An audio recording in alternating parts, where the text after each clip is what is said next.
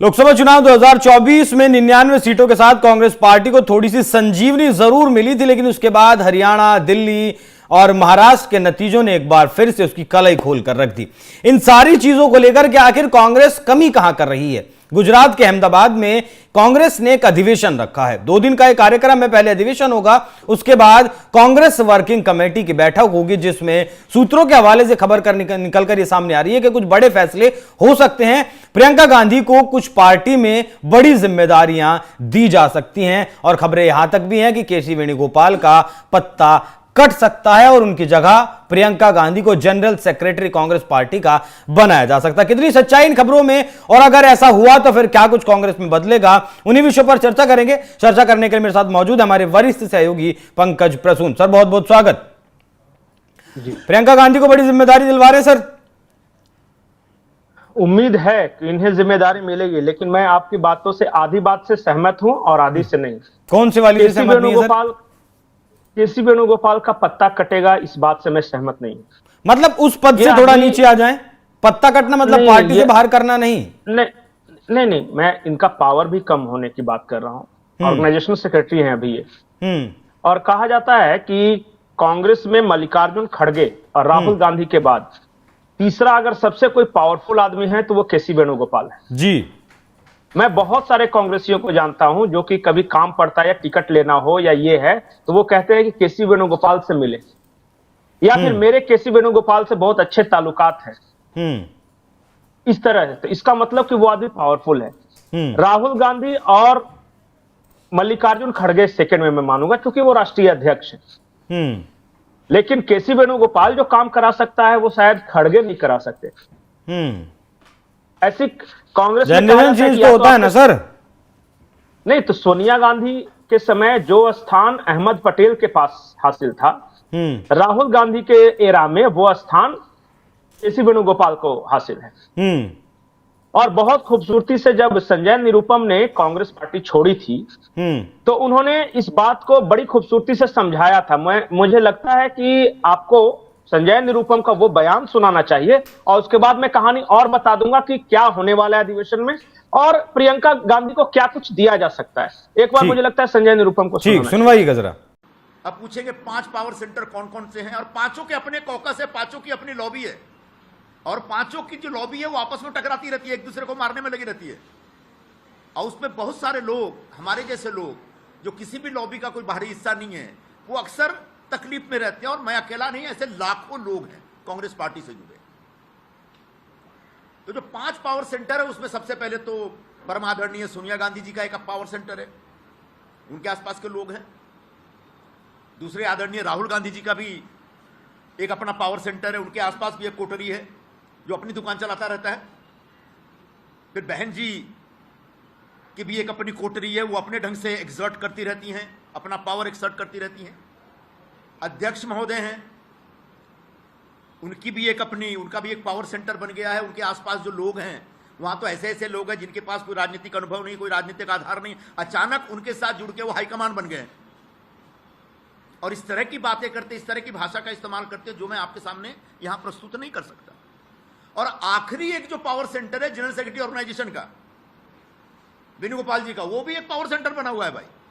वो भी अपने ढंग से अपनी राजनीति करते रहते हैं। जब हिंदी बोलते समझ में नहीं आता, अंग्रेजी बोलते समझ में नहीं आता, मलयाली हमको समझ में नहीं आता है।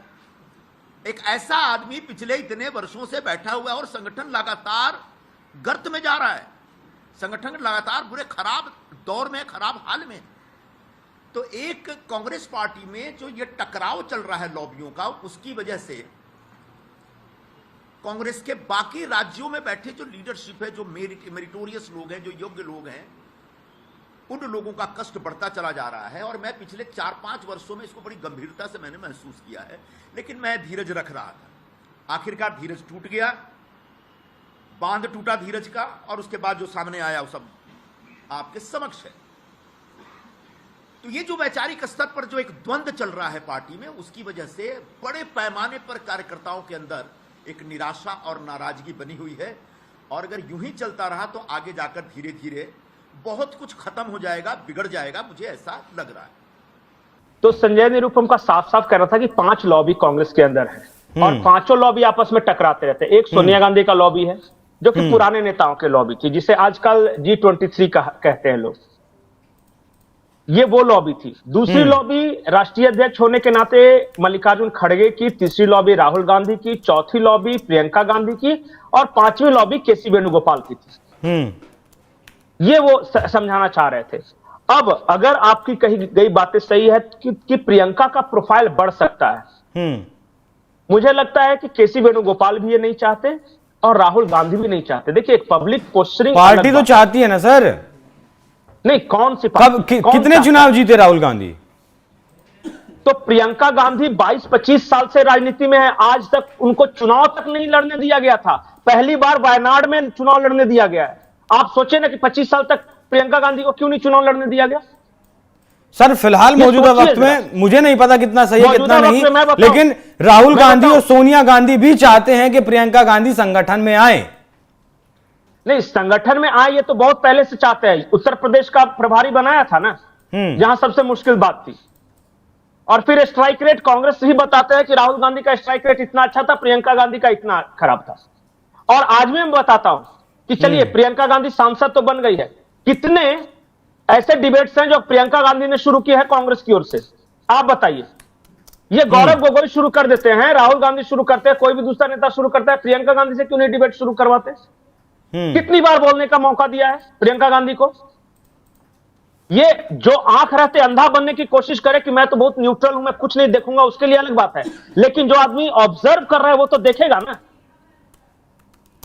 मैं आपको एक बात बताता हूं, राहुल गांधी हो या केसी वेणुगोपाल, ये नहीं चाहते कि प्रियंका गांधी की ताकत बढ़े, क्योंकि प्रियंका गांधी की ताकत बढ़ेगी तो सारा लाइमलाइट प्रियंका गांधी की तरफ आएगा। वहां वो राहुल गांधी से लाइमलाइट हटकर प्रियंका गांधी की ओर शिफ्ट हो जाएगा और प्रियंका गांधी मीडिया में ज्यादा दिखेंगे, फिर लोग उनको नेता मानना शुरू करेंगे। और प्रियंका गांधी केसी वेणुगोपाल को नहीं पसंद करती। केरला की पॉलिटिक्स क्या है वो मैं बाद में आपको बताऊंगा कि किस हद में स्थिति में एके एंटोनी किनारे हुए, उनके बेटे बीजेपी में शामिल। मैं आपको टोकने के लिए माफी चाहूंगा सर आपको टोकने के लिए माफी चाहूंगा, लेकिन संसद में जब प्रियंका गांधी का पहला भाषण हुआ, जब वो वायनाड से जीतकर आई, कितना सक्सेस वो रहा?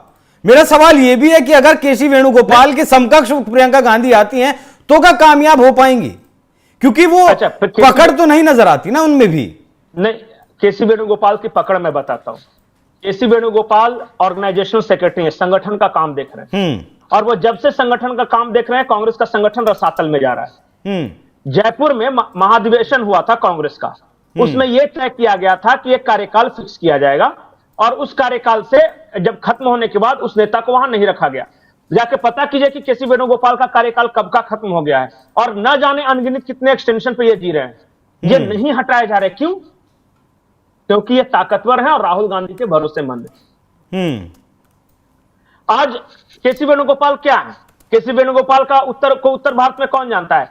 संजय निरुपम अपने ही बयान में ये कह रहे हैं कि केसी वेणुगोपाल हिंदी बोलते समझते नहीं है, अंग्रेजी बोलते हैं, वो उच्चारण कर दूसरों को समझ में नहीं आता, और मलयालम उत्तर भारत के नेताओं को नहीं आती। संगठन चलाएंगे कैसे? अच्छा, राजस्थान में कोई विवाद हो तो संगठन ऑर्गेनाइजेशन सेक्रेटरी होने के नाते इनको सॉल्व करना चाहिए था। तो सचिन पायलट और गहलोत का झगड़ा प्रियंका गांधी सुलझाती हैं। सखू और वो जो कुंवर जी हैं उनका झगड़ा प्रियंका गांधी सुलझाती है हिमाचल प्रदेश में। अगर आपको डीके शिव कुमार और सिद्धारमैया का झगड़ा हो जाए तो वो प्रियंका गांधी सुलझाती है। ऑर्गेनाइजेशन सेक्रेटरी ऑर्गेनाइजेशन के मामले में कर क्या रहा है? अभी तो कह रहे हैं आप उनकी पावर बहुत है, अब वो कर भी कुछ नहीं रहे हैं। समस्या क्या है सर? परफॉर्मेंस ना होने के बावजूद लगातार पद पे कैसे बने हुए हैं? क्योंकि राहुल गांधी के विश्वस्त हैं। ऐसा भी तो हो सकता है अब तक कोई विकल्प ना मिल रहा हो। वाह, कांग्रेस जैसी पार्टी में ऑर्गेनाइजेशन सेक्रेटरी नहीं मिल रहा है काम करने के लिए। इनसे कितने सीनियर नेता संगठन के एक से एक भाग बैठे हुए कांग्रेस में। सर बनाएंगे तो किसी विश्वास पात्र को ही ना, तो थरूर साहब को तो नहीं बना देंगे। अच्छा, तो प्रियंका गांधी को बना देंगे, क्यों नहीं बना देते हैं? मैं देखता हूं, आप कह रहे हैं ना अधिवेशन में, देखे कैसे नहीं देंगे। मैं आज बोल रहा हूं, मैं कांग्रेस को जानता हूं, जहां तक न्यूज चलाने के लिए बोल दीजिए कि प्रियंका गांधी का बहुत बड़ा कद बढ़ जाएगा, पद बढ़ जाएगा, केसी वेणुगोपाल का कट जाएगा, कुछ नहीं होने वाला। क्योंकि जब तक in the helm of affairs Rahul Gandhi हैं, वो कभी नहीं चाहेंगे कि एक पैरेलल पावर सेंटर क्रिएट हो कांग्रेस के अंदर। सर 5 पावर सेंटर तो पहले ही हैं, अब और क्या पैरेलल पावर सेंटर बनेगा? नहीं, अभी क्या है पावर सेंटर में ना, जैसे कि सोनिया गांधी है, तो वो तो पुराने लोग उनके सामने, उन्होंने खुद को ही थोड़ा सा पीछे रख लिया है। अब ये मल्लिकार्जुन खड़गे हैं, वो नीचे के नेताओं के लिए ठीक है, छोटा मोटा काम करा दे वो ठीक है, लेकिन वो राहुल गांधी के बराबर कभी नहीं आ सकते। और वो खुद बेचारे बोलते भी हैं, वो तो इसलिए राष्ट्रीय अध्यक्ष हैं ही क्योंकि राहुल गांधी को उन्होंने अपना नेता मान रखा है। जिस दिन इफ बट किंतु परंतु की उस दिन पद चला जाएगा। तीसरा जो केसी वेणुगोपाल है वो अविश्वास पात्र हैं। प्रियंका गांधी एकमात्र ऐसा है जो कि चैलेंजर बन सकती है, और चैलेंजर नहीं बनने देंगे। देखिए, पब्लिक के सामने चुम्मा ले लेना या लोकसभा में गाल ऐसे ऐसे कर देना वो अलग बात है, लेकिन पावर शेयर करना, राजनीति वो अलग बात है। प्रियंका गांधी को इसलिए इतने दिन चुनाव नहीं लड़ने दिया गया, प्रियंका गांधी को इसलिए मुश्किल राज्य दिए जाते रहे, प्रियंका गांधी को इसलिए बोलने नहीं दिया जा रहा है। प्रियंका गांधी और रॉबर्ट वाड्रा वाला मामला देखिए, देखिए बाहर बाहर बहुत प्यार करता हूं, भैया ने बहना की कलाई पे प्यार बांधा है और बर्फ से खेल रहा हूं, चुम्मा ले रहा हूं, वो सब पब्लिक को दिखाने के लिए है। जब प्रोडक्ट वीक होता है तो उसकी मार्केटिंग ज्यादा स्ट्रांग होती है। ये सर एकता में शक्ति वाली कहावत भी तो सुनी है ना हमने, हो सकता है दोनों भाई बहन मिलकर कुछ कर पाए। तो ये नहीं है क्या? अभी किसने रोक रखा है? पिछले 20 साल से कौन रोक रखा है बताइए इनको? मां थी और दोनों भाई नहीं, अब जब आई गई है एक्टिव पॉलिटिक्स में तो फिर अच्छी तरीके से आए, ये भी तो सोच हो सकती है ना। नहीं तो 25 अब ये बताइए सर, बदलाव की जरूरत कांग्रेस पार्टी के नेतृत्व में है या नहीं है? उस रणनीति में बदलाव की जरूरत है या नहीं है? उसे कोई तो एग्जीक्यूट करेगा ना। जो नेता पिछले 10-12 साल से नहीं कर पा रहा है वो आगे क्या कर पाएगा? अब ये बात बहुत सारे कांग्रेस समर्थक राहुल गांधी पे ले लेंगे कि आप उन पे निशाना साध रहे हैं। मैं तो पूरे कांग्रेस पार्टी के शीर्ष नेतृत्व का कह रहा हूं। देखिए, मैं एक बात बताऊं आपको, आज सैम पित्रोदा ने बहुत अच्छी बात कही है। जब भी इस तरह की बैठकें होती है, बड़ी बड़ी बातें की जाती है, बड़ी बड़ी रणनीति बनती है, लेकिन अंत में होता वही ढाक के 3 पात है। अंत में वही कांग्रेस के नेताओं को टिकट के चाह में केसी वेणुगोपाल से ही मिलना है, अंत में राहुल गांधी से ही पैरवी लगवानी है, और अंत में वही मल्लिकार्जुन खड़गे और उन सबका जुगाड़ भिड़ाना है। अंत में होता वही है। कितने अधिवेशन हो गए कांग्रेस के? हिमाचल अधिवेशन हो गया, जयपुर अधिवेशन हो गया, उसी तरह एक अहमदाबाद अधिवेशन भी हो जाएगा। देखते हैं, अगर परिवर्तन हो जाए तो बहुत अच्छी बात। 6 दशक बाद अहमदाबाद को चुना है सर। अरे 6 दशक बाद चुने या वो कांग्रेस के बनने के बाद चुने, मुख्य बात यह है कि परिवर्तन जो वहां बात करेंगे वो लागू होगा कि नहीं। आज सैम पित्रोदा का कहना है कि बातें बहुत होती है, लागू नहीं होता है। अच्छा बताइए, जयपुर अधिवेशन में जो जो पॉइंट्स तय हुए थे, 6 पॉइंट, वो लागू हुए क्या आज तक? इसलिए मैं बोल रहा हूं कि देखिए, कांग्रेस की दुर्दशा के लिए कोई जिम्मेदार नहीं है, एग्जीक्यूशन जिम्मेदार है। राहुल गांधी कुछ करने की कोशिश करते हैं तो दूसरे लॉबी उनका टांग खींचता है अंदर अंदर। पुराने लोग, जो अगर पुराने लोग कुछ करने की कोशिश करते हैं तो पता चल रहा है उनको G23 की बात कह दी जाती है कि आप तो G23 हो, आप बागी हो। प्रियंका गांधी को इसलिए नहीं लाने दिया जाएगा कि प्रियंका गांधी आ जाएगी तो पता चला राहुल गांधी का ऑरा खत्म हो जाएगा, फिर प्रियंका गांधी हावी हो जाएगी, अगली पीढ़ी भी उन्हीं की है। क्योंकि कांग्रेस को चलाने के लिए तो एक ही परिवार चाहिए ना, और राहुल गांधी का तो कोई परिवार है नहीं। और 56-57 साल के हो भी गए तो अब अगली पीढ़ी की तलाश हो जाएगी शुरू। 5-10 साल प्रियंका गांधी संभालेगी, उसके बाद उनकी।